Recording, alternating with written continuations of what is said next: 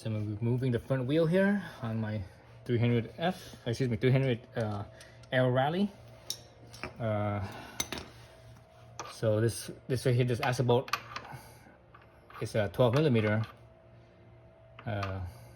Allen basically. 10 millimeters pinch bolt, so you have to loosen these ones up first. Oops. So obviously the bike is already up in the air, if you will, and that's why the wheel is moving. You actually do this before you actually lift the bike up, so that way nothing moves on you, and it's a bit easier. It might be easier, I should say. But I already lifted the bike up, so too late for that.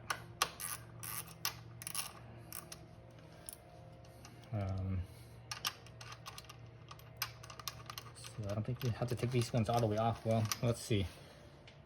You have to take this all the way off, because sometimes certain bolts will have like a groove in it, where like the pinch bolt will actually slot into that little groove, and it will prevent the actual main bolt from coming out, because that's that groove, and it hooks, and it kind of hangs up in there. So I'm not sure if this one has it. I'm eyeballing right here. I don't see that. I don't see it being like that. So it should be okay. So let's do this.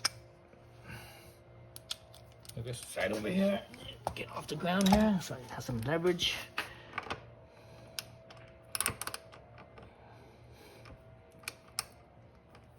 Yeah, I should have done this while the bike is on the ground, so that way the wheel doesn't move on me, and I could actually push down on it. I don't have to worry about putting any strain on the balance of the bike. Okay, so that wasn't too hard.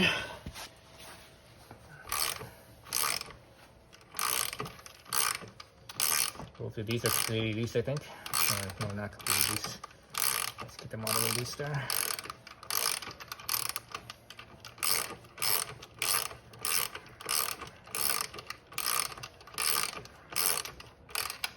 Both sides are loose. This one is all the way out. Feels like it's mostly all the way out.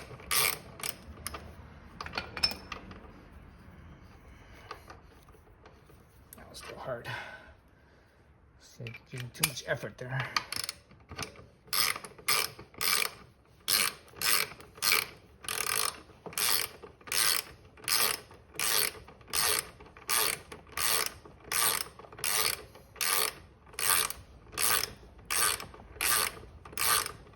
So I think this one's out. Let's see. Yep, it's out. So I'm pulling it. I can see grease on there already. Grease on the right here. So because the wheel is basically literally like a few millimeters off the ground, I don't have to worry about the wheel just dropping down on me. So you should kind of support the wheel a little bit, take the weight off of the axle. So otherwise it's going to be very difficult to slide this axle out. So there's the axle. I can see grease right there. I can see grease along the shaft itself, and a little bit here at the ends of the threads. And set that aside somewhere, since it has grease on it. It could get dirty easily. I'm gonna set it aside where it's relatively clean. Doesn't look like there's too much dirt and dust on. All right, so these two are out. I don't have to worry about that. So this one doesn't have that stopper. I had mentioned that stopper with a groove, but this one doesn't have that, so I don't have to worry about that. So once you have that, you should maybe just kind of roll the wheel forward, and it comes right off. There you go. That's how you take off the front wheel. And be mindful, there is some spacers on the front wheel. There's a spacer right here. Oops. Oh, this one's, well, actually it has the little cap covering it. So, well, you can't confuse that, right? This one has a cap. Actually, you know what? The other one has a cap too. Just look at the spacer on the other side. This one. So there's grease on this one, so be mindful of that.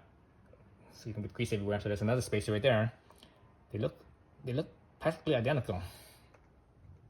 Yeah, they look almost identical. So I'm gonna separate these two, so I know that this side is the clutch side and this side is the throttle side. So I'm gonna do that. Set them aside next to the axle, basically, on the side of the axle, so that way, alongside the axle, so that way I know which side was clutch side and which side was throttle side. Okay, so that's it. That's taking off the front wheel. Alright, so installing the front wheel. Make sure you put the spacer, this wheel spacer back in on both sides, and make sure it was the correct size. So I already did that on both sides. I'm gonna roll this thing forward or back. And then you have to watch out for it's right in here where your rotor slipping into the in between the brake pads.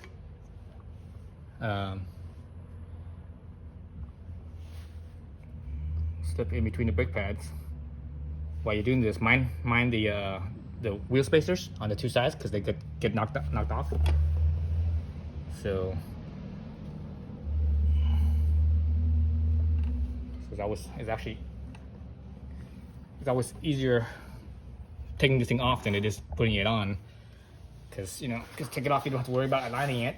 When it's putting it on, you do. So if you do knock the pads closed, just get a little flathead and stick them in there and get them spread apart again. So I think I just about have it right. Oh, come on. Yeah, right there. So it's just about right there. So the good thing about this is that there's actually space between the spacer and the actual fork leg, the dropout, because this section of the axle right here, some of this will actually stick beyond the dropout of the fork leg, so that actually gives you a little bit of slack. So that's actually a good thing. Not all bikes will have that. Some bikes, the wheel spacer will fit exactly right into the dropout, and there's no space between the dropout and the wheel spacer at all. But in this case, this one actually has a little bit of space. There's a few millimeters of space. So when you do this, make sure you support the weight of the wheel and that the holes are lined up. Right, the holes are lined up. So yeah, so I think I had like a little bit, like I said, like maybe a millimeter or something like that, or two of space. At least I saw a few millimeters of space in there. So that's why it was easy for me to get it on there. So I'm just about tightening this up.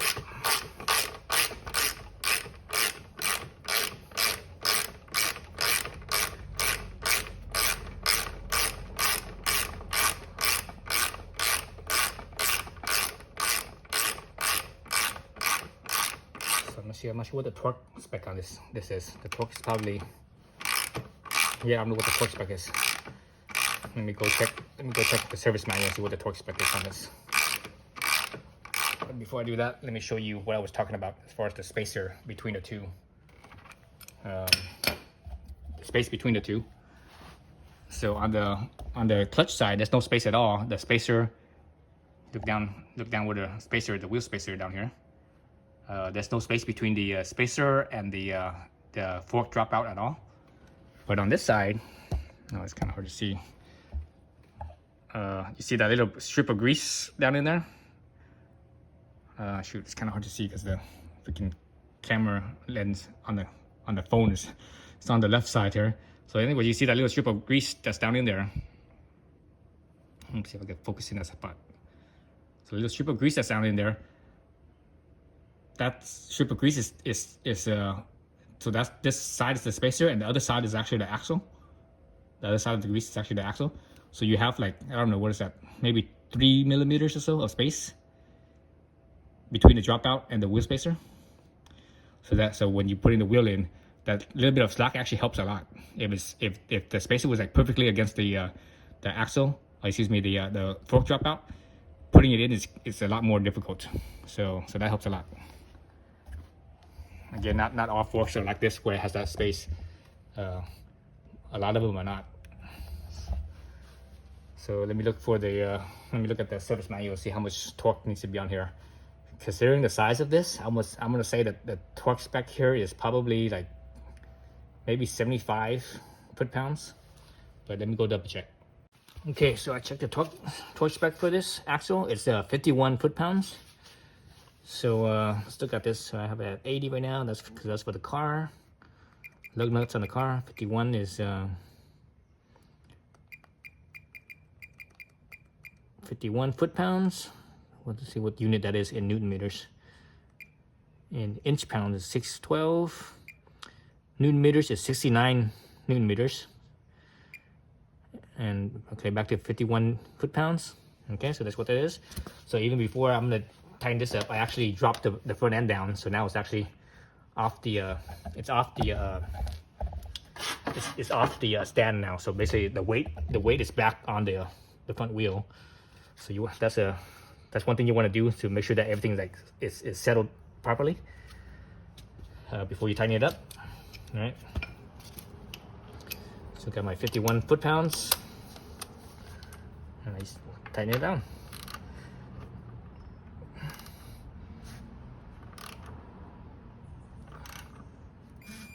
There it is. 50.9. It's good.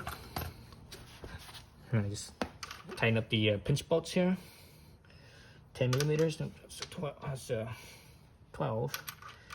So 10 millimeters. These ones are not very much. These ones are, I can't remember what the foot-pounds on these ones are. Since these are 10 millimeter heads, I think the foot-pounds on these are like maybe 6 foot-pounds, something like that. Very, very light. So it doesn't need much. So watch how I hold this. I'm not gonna hold it like all the way out here. That, you know, gives me a lot of leverage. I'm gonna hold it like all the way towards the head, so I have a little bit less leverage. So that way I don't over torque it. So since these are 2 bolts, you want to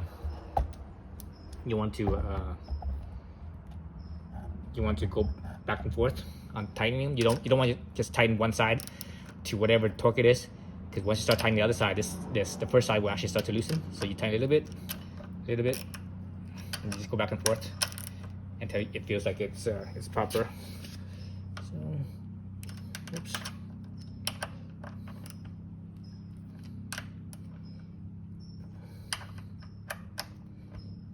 So just a little bit, right?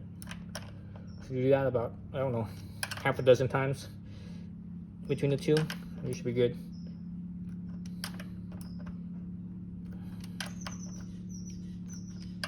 The reason why you want to do this a little bit at a time is that way the torque on them both is nice and even, and that's how you prevent them from backing out.